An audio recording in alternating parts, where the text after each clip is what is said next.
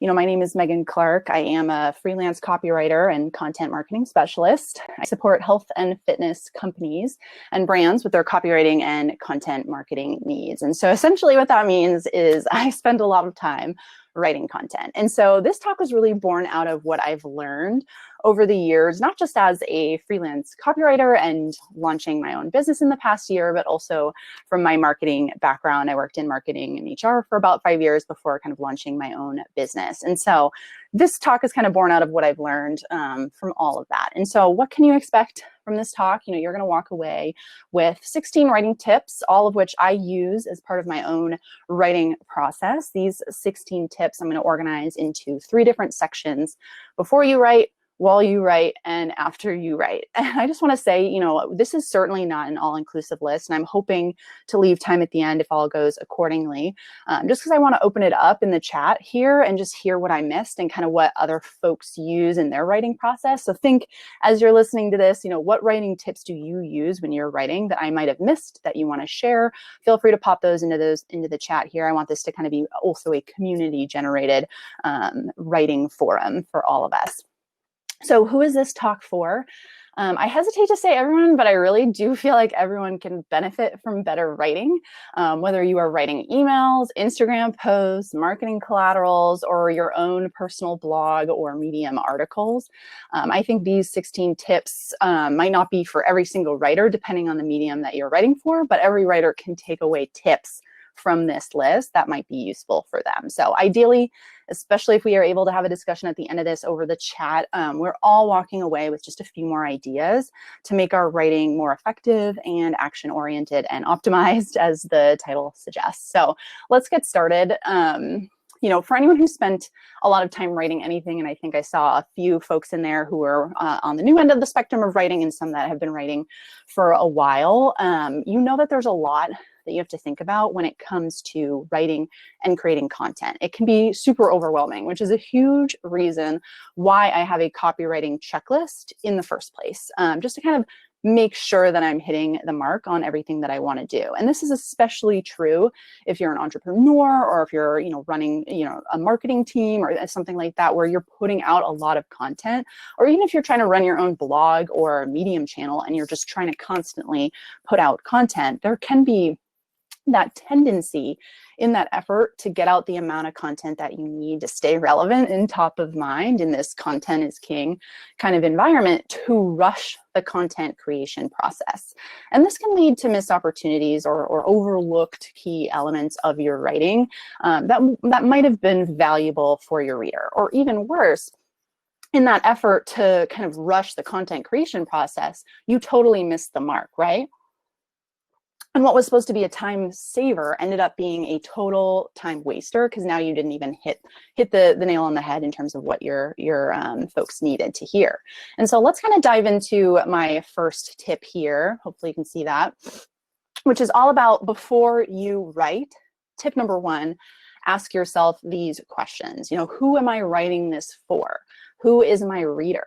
Why are they reading this? What do they want to achieve? What are their beliefs? What are their pain points? How can I help them? What problems am I solving for them? What is it that I'm offering that will help them achieve their objective? And guys, these are a lot of questions, but all of them are getting at the core root of who are you writing for? Most writing, unless you're writing, I saw in the chat there, kind of writing for yourself as a daily practice, unless you're writing in a journal or doing an activity like that, most writing is not about you. It's about the person who is doing the reading. And if you don't know who that person is, you can't adequately address them or speak to them. So I think number 1 for me in terms of writing tips before I even pick up my pen or start typing is, who am I writing for, and keeping them top of mind to make sure that the content that I'm creating and the language that I'm using and all of that good stuff is adequately meeting that need. And kind of along with that, tip number 2 is identify a persona or avatar and research your audience. This is going to depend on the type of medium like how much you do this is going to depend on the type of medium that you're using. If you are, running your own business, I hope you're doing a lot of research into this. But if you're just kind of putting out content for fun, this might be kind of a shorter step. But I think in general, it's a good practice just to create a specific person in your mind who you are writing for and build a mini life story for this person. I'm not even joking. At one point, and I don't have it up right now, but I had printed out a fake picture of my target audience, just a picture of a woman who is in my demographic. And I posted it up right behind my desk, right where I can see when I'm typing and I'm looking up and I see her. And the reason why I did that is because it keeps her, or in my instance, it was her, top of mind as I write. Because I think it's really important that once you know who you're writing for, that you start to understand them and get in their head. I think that's where the avatar comes in handy. So you can start thinking about what language do they use, what stories do they relate to, the places that they hang out, all of that, and kind of dig in and learn as much as you can. And so as part of that process, tip number 3 is make a list of words and questions that your audience tends to use. I like to use websites like Quora, Facebook groups, Reddit, LinkedIn, and read what they're saying. This is like kind of mini consumer research for the average writer. Anyone can do consumer research where you go out and you find out a little bit more about your target audience. On sites like Quora, it's all about asking questions. So if you're about to write a blog on a certain topic, maybe search that blog topic on Quora and see what people are asking about. And then you can say, oh, wow, I didn't even realize people had so many questions about XYZ. I should probably incorporate that in my blog or in my writing. I think this is all great for not only while you're writing or before you're writing, but also if you're struggling with coming up with content ideas. Sometimes checking out these websites or doing some consumer research can be helpful in just coming up with content as well. Tip number 4, think about the solution or offer you are making in your content and ask yourself these questions. I like to have you ask yourself questions, clearly. What are you offering them? What are they going to get? What's the benefit? Why would they want this? Why would they want this instead of a competitor's offer? Why is getting your product, your service, your whatever better than doing nothing? Because let's be real, part of your competition is them doing nothing, them not reading your Instagram post, not reading your Medium article, not reading your website, etc.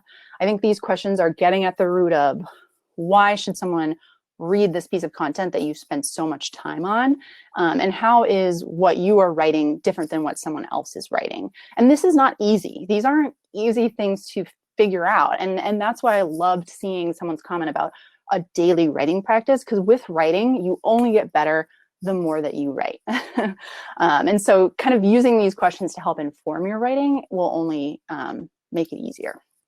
Okay, tip number 5 for before you write, know your call to action. I've also heard this called call to value, which I love. It's what specific action do you want your reader to take? Do you want them to click a link, sign up for your newsletter, what have you? Even if it's in Medium, sometimes when I'm writing on Medium, I'll put at the bottom, like drop a comment below if you have a question or if you have another idea that you want to share here. It's still engagement. I'm still asking of something, even if on Medium you can't have within a certain publication any kind of self-promotion, but make it obvious what you want your reader to do next. Okay, moving on to while you write.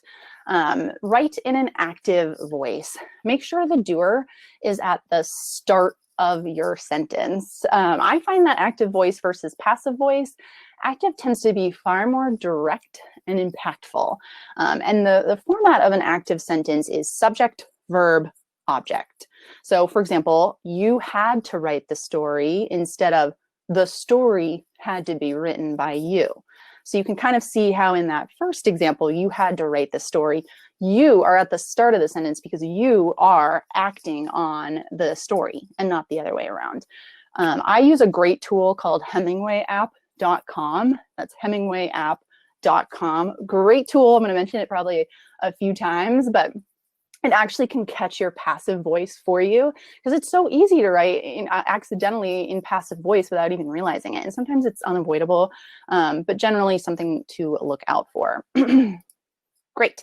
Tip number 7, write in the present tense. This goes hand in hand with the active passive voice.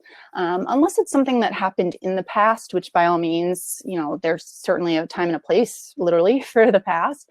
It's important to communicate to the reader that this is happening now. You know, this goes along, like I said, with that active voice. Like, you have had 15 new products arrive versus 15 new products arrived. Have had, it's just like, you're adding way too much. Both of those things happened in the past, but it's kind of how you frame it and making it more of a current thing. Bring someone kind of up to date. Tip number 8, don't nominalize. Okay, nominalizations, this is not something I knew about before I started writing more seriously, but this is when a verb becomes a noun. So there's nothing wrong with nominalizations. I'm just going to say that right now. However, if you use them a lot, when this happens frequently, when you use nominalizations a lot, your writing can start to sound too academic or too hard to read. So for example, we entered into a partnership with another business versus we partnered with another business. You'll notice in that first sentence, partnership, which should be the verb, became the noun, partnership. And I think that second sentence sounds way less formal and puts the action front and center. A good way to kind of look out for that is sometimes nominalizations usually end in like TION or ENT, but generally just a good tip to kind of look out for as you are writing. Tip number 9, be specific. I love this one. It's so straightforward and simple, but dive into the details with your reader. You know, bring them so far into your story that they can taste, smell, touch, feel your product or offer or whatever it is. One tip I usually will have with this, if you're having a hard time being specific, is think about the adjectives that you're using and the verbs that you are using. Are you using the same adjectives and verbs all over and over again? You can Command F and search them and see how often they're popping up, and then do a synonym search for those verbs or for those adjectives and see how you can kind of add some more colorful detail to your story. People love feeling like they know exactly what it is that you're talking about, and they can say, oh yes, I know that smell, or I know that feeling. You know, I felt that myself. Tip number 10, use bulleted and numbered lists to break up your text. If your content looks like one giant block of text, not even your most interested reader is going to feel compelled to finish. I was literally in a session earlier in Momentum where someone was talking about the mobile experience, and this is crucial when we talk about this tip. Most people are reading your content on their mobile device, at least more and more frequently now these days, but you might be creating your content on a laptop. And that's where the disconnect can happen, because what looks like a short paragraph on a laptop might be, in fact, a giant wall of text on my phone. And that's disconcerting as a reader. You know, it looks overwhelming. You know, you're reading this text and you're like, oh my God, I'm overwhelmed, right? Have you ever opened up your phone and be like, oh, just like an email, just like, poof, too much text, too much going on. And so a great way to break it up is bulleted lists, numbered lists, keeping your paragraphs really short, like 1 to 3 sentences max. And all of that, super important to keep in mind while you write. Last tip for while you write, tip number 11, watch out for third person. Never refer to your reader as they. I like to use the word like you, we, I, as much as possible. So it sounds like you're talking directly to your reader. When you write in the third person, you are writing as if you and your reader are totally removed from the situation or events that you are describing. Too much third person kind of, as a result, makes you sound overly robotic, dull, impersonal. Keep it conversational. You know, when I'm saying, hey, you and I, we, that's more of a conversation. It's kind of like you and I are chatting or we're two friends having a dialogue about a particular topic that we are both interested in. When I start saying they, you're like, who's that? Who's this infamous they that we are referring to? That is not me. And it just gets a little bit convoluted in your writing there. Okay, tip number 12, after you write. Proofread. I mean, hopefully we're all doing this as writers, excuse me. But I like to include this on here because I do think sometimes there's a tendency to skip this step or feel like, oh, I read it through once, it's probably fine. And once again, depends on the medium in which that you are posting. I think some, obviously, you want to have a really good handle on proofreading your copy versus some is fine if there's some errors. I use Grammarly to check my spelling and grammar. It's a great plugin tool, but it doesn't catch everything. And sometimes the recommendations that they make don't sound right. And so it's always important to kind of use your own eye and not just the computer, especially when we talk about proper nouns like names of businesses, people, addresses. Those are things that just an editing tool is not going to be able to catch for you. As part of this, I love to read out loud, read my writing out loud to check for run-on sentences, and also to see if my text or my copy runs smoothly. I think when in doubt, if it doesn't, if I'm stumbling over a sentence, I try and cut that sentence in two or reframe it in a different way. And something I find myself doing, which maybe other writers do as well, I end up saying something in 4 sentences that might have been able to be said in 1. I don't know what it is. Sometimes I think it's my my university background of wanting to like fill up the pages or get to the number count as much as possible. But I think that's also a helpful thing to look out for as you're proofreading your copy or your writing, just to say, okay, you know, could this be said in a simpler way? Tip number 13, ask yourself, did I capture the reader's attention immediately?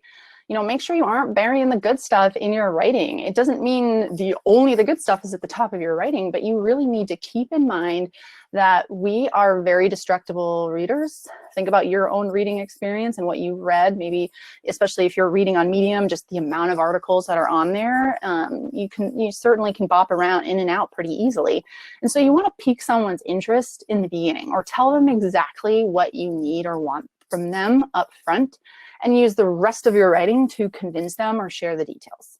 And I can't emphasize enough the importance of the headline and subtitles and that first sentence of your writing, because they are prime real estate. A good percentage of people, I always see different stats on this, will leave after reading those first 3 things: your headline, subtitle, first sentence. And so those need to be some of the most powerful parts of your copy to make sure that they are communicating exactly what you're about to say. And an important note on that is your writing is not going to be for everyone. So I'm not saying you should write something that's going to attract 100% of people, but that's why we talked about in the beginning, thinking about what kind of writer or reader that you are writing for. All right. Tip number 14, remove unnecessary adverbs. I find that adverbs are often fluffy words that don't add anything new to a sentence. Sorry, adverbs. I mean, there's certainly a time and a place for adverbs, but I think if you need more detail, think about using a different verb. Oftentimes adverbs are thrown in there to try to add detail to a sentence, but then don't actually end up adding anything new to the sentence. And so just being aware of that and being aware of them, for example, like she ran quickly through the store versus she sprinted through the store. You know, see how you could provide a little bit more detail there with your verbs as opposed to relying on adding in more language with your adverbs. Less is more, I think, when it comes to writing. Tip number 15, remove industry-specific or complicated jargon. Keep your writing as simple as possible and as easy to read as possible. You know, ask yourself, could this be said in a simpler way?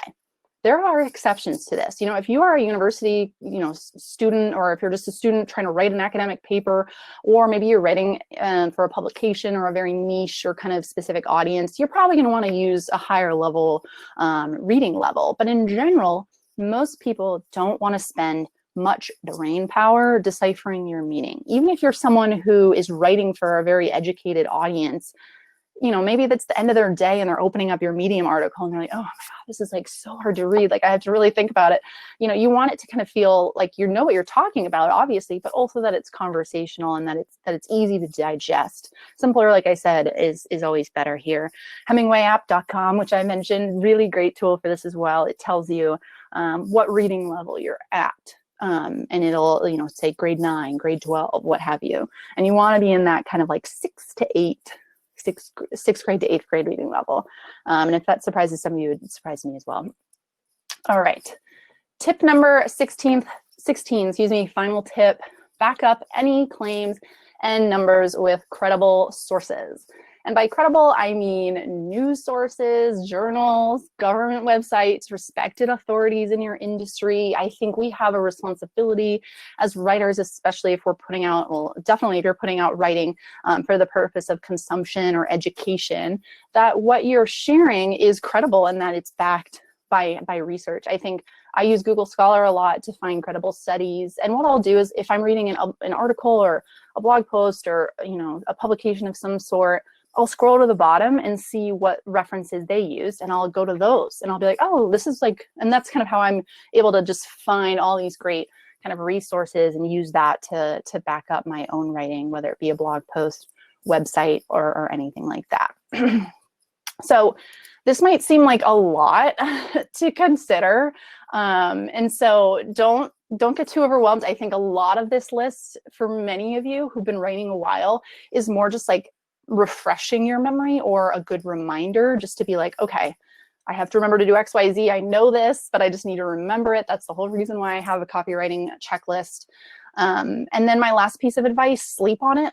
I think fresh piece of eyes on writing on a piece of content can be a game changer when it comes to spotting grammar or writing errors. So just my last kind of hoorah here, and then I'm going to navigate to the chat because I see a lot of you chatting in, which is great.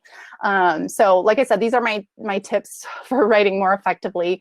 I just wanted to let you all know that you can go to my website at meganelizabethclark.com and navigate to the Learn section of my website for an opportunity to download a copywriting checklist that I have on there. And then you can view some of my videos on there for further resources. I also write for Better Marketing, which is one of the Medium publications sponsoring Momentum, so you can follow me there as well. I post some great copywriting, similar typewriting content there.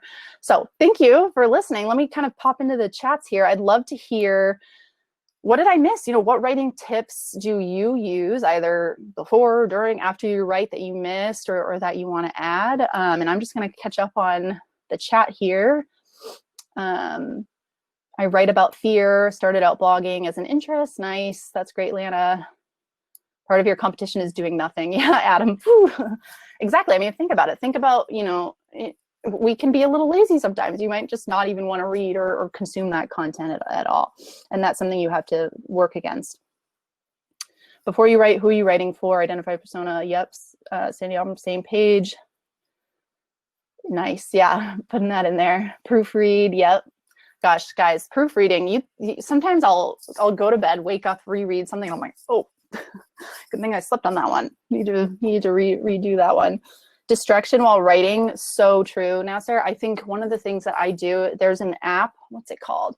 It's a really scary looking app, but it's called Self-Control that actually can turn off notifications or make it impossible, I think, for you to go to Facebook or have things pop up. So that could be a good suggestion there. What else? What other tips do you all use that I missed that you use as part of your writing process? Anything else? Backup claims, yeah. Still have a few minutes if anyone, my wife and I proof each other's writing. That's so great. Adam, yeah, I think if you can, that's a good point. I didn't even mention that. Like if you can get someone else to read your writing for you, gold. Because sometimes, and ideally someone, if you can get someone who's in your target audience to read your writing, even better. Because then they're like, what was that? Like, why did you mention that? Or they can kind of keep you on track there. Finding the optimal time of day to write, totally. Get a fellow writer to review. Good one, Brian, yeah.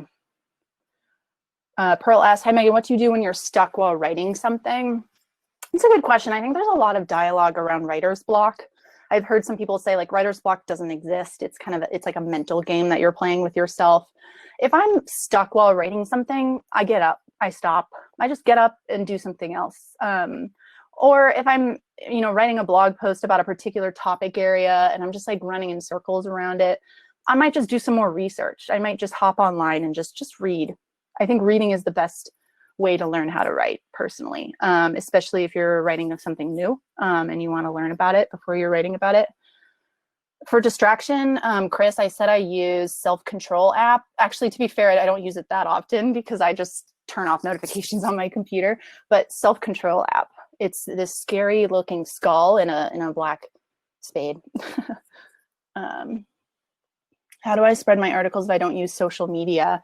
I mean, that's a good one. I mean, I think depends, Sunny, on what kind of articles you're sharing. I think if you're on Medium, definitely get yourself published on a publication, because they can help disseminate and share your content for you. If you're not on social media, I think I was just in a talk on Momentum earlier about someone who was talking about the core of your business, or the core of your marketing, is your email and your SEO optimized website. And so making sure those are core, and then you can spread articles or things like that through there. Natalie, dedicate my earliest and most productive hours to my writing. Postpone all lower value, lower energy practices to later in my day. Yeah, I love that. I think it's important to know when you have the most energy, when you are the most productive, because for some people that's the morning, and for some people that's the evening. I'm more of an evening person. I wake up in the morning, and I'm like, even this morning when I woke up for the 8 a.m. session I attended, I was like, meh, you know, can't, not there. Second that, Natalie. Yeah, later in your day. I love to work out at the end of my day, so I'll try and organize my schedule, and I'll write like right before I work out, and it's like, whew, I can work off that energy. SEO research, good one, Miriam. I think I didn't include SEO in here, but in my original, this is actually based on a Medium article that I wrote which has 27 tips for copywriting, which I included some SEO in there. I just didn't want to dive into that subject in 30 minutes, but SEO is so important, especially if you're writing content to be consumed on like a website or a blog. Google keyword planners, reviewing Google Analytics. Yes, Nicole, when stuck, get up and move oxygen back to the brain. That's part of like, just get up, just move. I think writer's block is usually a mental thing. So if you can kind of get out of your head, anything that gets you out of your head, the better. Cheryl, I actually don't use Substack, so I don't know that I can comment on the pros and the cons, but if anyone else does and want to share, certainly. I should look into that though, but I love Medium. I think Medium so far has been really great. I'm trying to, even though I write consistently for clients, I'm trying to write better for myself on a personal level. And so that's something that Medium is really great for me. Pearl, yes, I actually get super tense to complete a piece that I struggle with it without moving away. I always want to solve problems right away. So I think I need to make an effort to get up. Yeah, it's so hard. I know it. I mean, I was even writing, I'm writing for a client in ESG impact investing. I know nothing about ESG impact investing. And so I'm always getting up and just being like, all right, I need to walk away from this because I'm overwhelmed. And I think it's so important to get up and do that. I love these. These are great. I think the other tips that I had, I wonder if I can just pull it up too, that I didn't mention. These were my favorite 16. Especially my favorite one really is knowing your audience. I think that's so crucial, and knowing how they speak. I wrote a few blog posts for a climbing gym, and I don't climb. And so I had to really dive into, and for anyone who climbs, there's a lot of lingo with climbing. And so I had to know like what that lingo was, like when they would use it, why, what instances they would use it in, kind of get in their head a little bit, just to understand, get in their head and understand what it is that would resonate for them. And I think that's going to change depending on who or what you're writing for, is a big one. Let me think. If you go to my, let me just paste it in there. Oops. So if you go to the bottom of my Medium article, I'm not just sharing this to get posts, but I have some helpful resources at the bottom for writing. So plainenglish.co.uk, guidance on writing letters, emails, and forms, great tool. I have the Oxford English Dictionary on there, Hemingway app, can't talk about them enough, really great for checking your text or common writing errors. Countingcharacters.com counts your characters for you, which is great. Grammarly, which I mentioned, free online writing assistant. CoSchedule, headline analyzer. Remember when I said headlines are super important? This tool helps kind of analyze how powerful they are. And QText, which is to check to make sure your content is not plagiarized, which hopefully you're not doing intentionally, but sometimes it's good to check. Well, this is it. We're at 10 here, so thank you for attending. Thank you, Sandiam. Thank you, Nicole. Thank you, everyone. It's been so great to be a part of this, and I'm excited to see you all in some other sessions we've got going on here. Thanks so much.